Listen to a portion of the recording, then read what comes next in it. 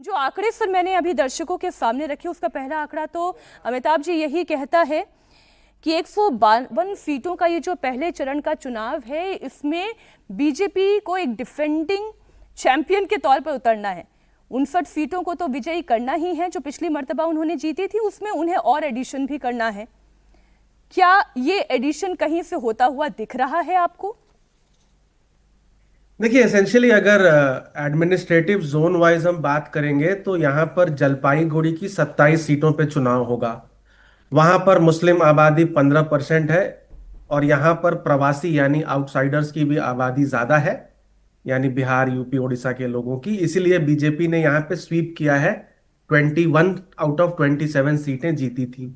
तो यहाँ पे एक तरह से आप कह सकते हैं कि लार्जली मेंटेन करना है पोजीशन को। बीजेपी लार्जली मेंटेन कर सकती है पोजीशन। अब दूसरा यहाँ पे एडमिनिस्ट्रेटिव जोन आ जाता है मालदा, जहां पर 49 सीटें हैं। जो मालदा, मुर्शिदाबाद, उत्तर दिनाजपुर, दक्षिण दिनाजपुर जो आप बात कह रहे थे, जी। यहाँ पर 49 में से बीजेपी के पास सिर्फ 11 है और टीएमसी के पास 38 है। अब यहाँ पर एसआईआर डिलीशंस हुए हैं लगभग 22 से 25,000 पर सीट, लेकिन यहाँ पर टीएमसी की victory margin 45-50,000 on an average है। यहाँ पर डेमोग्राफिकली डिफिकल्ट है, मतलब स्ट्रक्चरल डिसएडवांटेज है बीजेपी को। तो यहाँ देखना होगा कि कांग्रेस या छोटे दल एआईएमआईएम वगैरह क्या मुस्लिम वोट में सेंध मार सकते हैं कि नहीं। जी। तीसरा जो बीजेपी के लिए इंपॉर्टेंट क्षेत्र है वो है मेदिनीपुर, जहां पर 56 सीटें हैं और जहां पर चुनाव होने वाले हैं। ये शुभेंदु अधिकारी का एरिया है। नंदीग्राम यहीं पर आता है, जो आप मेदिनीपुर पश्चिम पूर्वी दिखा रहे थे। जी। यहाँ पर टीएमसी 33 और बीजेपी 23 थी पिछली बार 56 में से, ठीक है। यहाँ पर मुस्लिम आबादी पूरे क्षेत्र की सबसे कम है, 10%। और यहाँ पर वोटर एडिशन हुआ है डिलीशन की बजाय। तो यहीं पर बीजेपी को टीएमसी के वोट बैंक में या टैली में सेंध मारनी होगी, क्योंकि ये शुभेंदु अधिकारी का क्षेत्र है और ये हिस्टोरिकली बीजेपी यहाँ पर स्ट्रांग रही है। लेकिन लेकिन उसके जब मैं मुस्लिम फैक्टर की बात करती हूँ अमिताभ जी, मैं सज्जन जी को भी इसमें अभी शामिल कर लेती हूँ। सज्जन जी, जब हम मुस्लिम फैक्टर की बात करते हैं, बीरभूम का ही जैसे मैं एक एग्जाम्पल के तौर पर दर्शकों के सामने रखूं, जहां पर 62% से अधिक हिंदू वोटर हैं और तकरीबन 37% मुस्लिम आबादी है, यहां पर भी ममता बनर्जी बीजेपी के ऊपर अव्वल साबित होती है। 10 सीटें यहां से 2021 के विधानसभा चुनाव में वो निकाल पाती हैं। इसका मतलब ये कि जो कंसोलिडेशन बीजेपी एक्सपेक्ट कर रही थी पिछले चुनाव में भी और इस बार भी जो एक्सपेक्ट कर रही है कि हिंदू कंसोलिडेशन उनके साथ होगा, सब कुछ इसी बात पर निर्भर होता है। देखिए, बिल्कुल सही बात है। बीरभूम में बहुत सारी ऐसी सीटें हैं, जैसे मुराराई है, नैहाटी है, नानूर है। इन सब जगहों पे मुस्लिम आबादी काफी ज्यादा है, 40% प्लस है।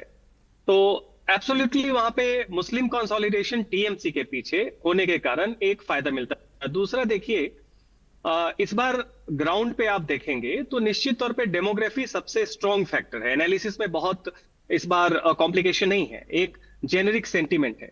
टीएमसी क्या कर रही है, वो देख रही है कि हिंदू सेंटीमेंट उसके अगेंस्ट में है, तो उसको न्यूट्रलाइज करने के लिए वो महिलाओं को काफी एग्रेसिवली टारगेट कर रही है। जो लकी भंडार एक स्कीम है, बाकी बहुत सारे स्कीम्स हैं। तो आपने जैसे बीरभूम की बात बताई कि जहां पे 37-38% मुस्लिम है, फिर भी ममता बनर्जी बहुत ज्यादा सीटें ले जाती है। तो पिछले बिल्कुल, तो उसका एक कारण तो यह है कि पिछली बार बीजेपी का ग्राउंड पे संगठन कमजोर था। बंगाल में जिस तरीके से जिसे आप कहें कि मैनेजमेंट होता है, उसमें बीजेपी काफी ऊपर के माहौल पे। यहाँ पे पब्लिक सेंटीमेंट अपने आप वोट में नहीं बदलता है, क्योंकि एक तो फेयर की पॉलिटिक्स है। पब्लिक सेंटीमेंट को वोट में बदलने के लिए आपको कॉन्फिडेंस देना होगा पब्लिक को कि वो पार्टी जीते या हारे, जो विपक्ष की है, चुनाव के बाद वो सेफ रहेंगे। इसी कारण से परसेप्शन वॉर जीतना है। तो बीजेपी में जो केंद्रीय नेतृत्व है, जो इलेक्शन कमीशन है, जो सेंट्रल फोर्सेज है, वो पब्लिक को ये दे रहे हैं कि एक फियर का आप लोगों को कोई डर नहीं होना चाहिए। उस लिहाज से देखिए कि एक तो उस बहुत सारे एंटी रिजीम, चाहे सीपीएम के जमाने में थे या टीएमसी के, जब वो बाहर नहीं निकलते हैं। दूसरा यह है कि माइनॉरिटी वोट देखिए, 2019 से पहले तक वो सीपीएम को, टीएमसी को, कांग्रेस को वो बट जाता था। अब वो कंसोलिडेटेड क्योंकि बीजेपी सामने है। तीसरी बात यह है कि महिलाओं में अभी भी खासकर हमने देखा है क्लास डिवाइड है।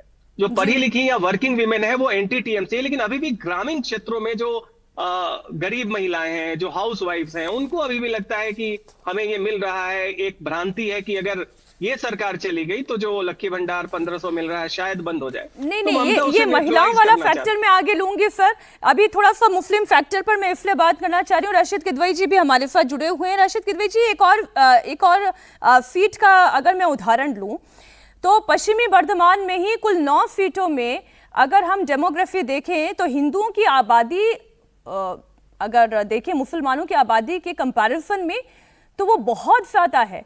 तकरीबन 78% यहाँ पर हिंदू आबादी है और 21% के आसपास मुस्लिम आबादी है। फिर भी यहाँ के चुनाव में 2021 का चुनाव का रिजल्ट ये कहता है कि 6 सीटें टीएमसी जीत रही है, 3 सीटें मात्र बीजेपी जीत पाई।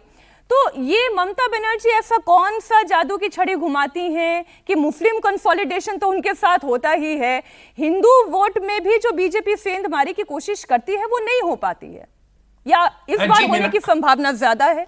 दोनों पहलू। जी, तो देखिए मीनाक्षी, आपके सवाल में ही जो है उसका उत्तर छिपा हुआ है।